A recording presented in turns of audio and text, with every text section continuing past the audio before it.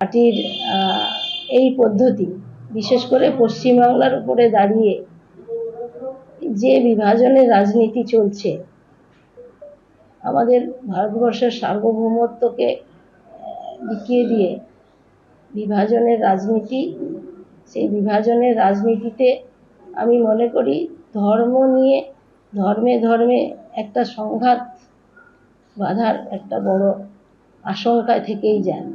Pump চালিয়ে উঠছে বিল, KSB pump বাঁচায় বিদ্যুৎ, বিলের প্রবলেম গেল। বিদ্যুৎ সাশ্রয়কারী জার্মান টেকনোলজিতে তৈরি কেএসবি পাম্প, পয়সা বাঁচাও, টেনশন ভাগাও। সেটা একটা দিক। পরবর্তীকালে আমি সিপিএম থেকে এমএলএ ছিলাম, তখন শুভেন্দুবাবুই পশ্চিমবঙ্গের তৃণমূলের হত্যাকর্তা বিধাতা।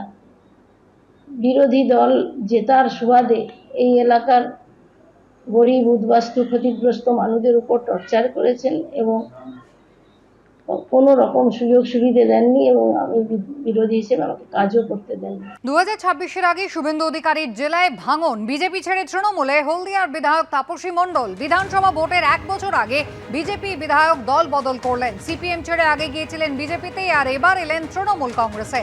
5 বছরের মধ্যে ফের হলদিয়ার তাপসী দল বদল করলেন। এর আগে 19শে ডিসেম্বর 2020 সালে তিনি সিপিএম থেকে অমিত শাহর সভায় একেবারে বিজেপিতে যোগদান করেছিলেন।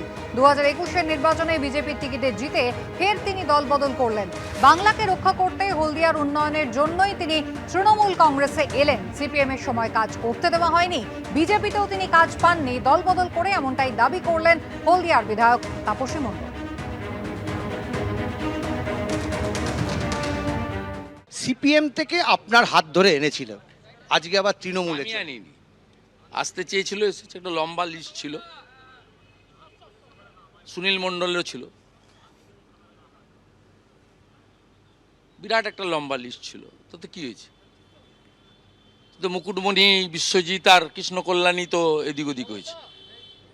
এই লোকটাকে, এই ভদ্রমহিলাকে বলুন না কাল বিধানসভায় এসে বলতে আমি তৃণমূলের এমএলএ, বলতে বলুন না, সাহস আছে? পরশুদিন পর্যন্ত বিজেপির সঙ্গে, আজকেও আমি জানি 1 মাস আগে থেকে দেওয়ালে পদ্মফুল বুঝেছে। যেদিনকে সুনীল বনসালজি আমাদের ইনচার্জ গাইডলাইন পাঠিয়েছেন যে কারা কারা ডিস্ট্রিক্ট প্রেসিডেন্ট হতে পারবেন, তাতে পরিষ্কার ছিল যে এমএলএরা ডিস্ট্রিক্ট প্রেসিডেন্টে তাদের এনকারেজ না করতে। 5 জন এমএলএ ডিস্ট্রিক্ট প্রেসিডেন্ট ছিল, 4 জন মেনে নিয়েছে, উনি মানেননি। বলছে ধর্ম নিয়ে রাজনীতিতে উনি বিশ্বাস করেন না, ধর্ম নিয়ে রাজনীতি উন্নয়ন। তার উত্তরই দেব না, ওর কথার উত্তর দেবেন ও কেউ নয়। ওর সঙ্গে একটা বিজেপির বুথ সভাপতি যায়নি।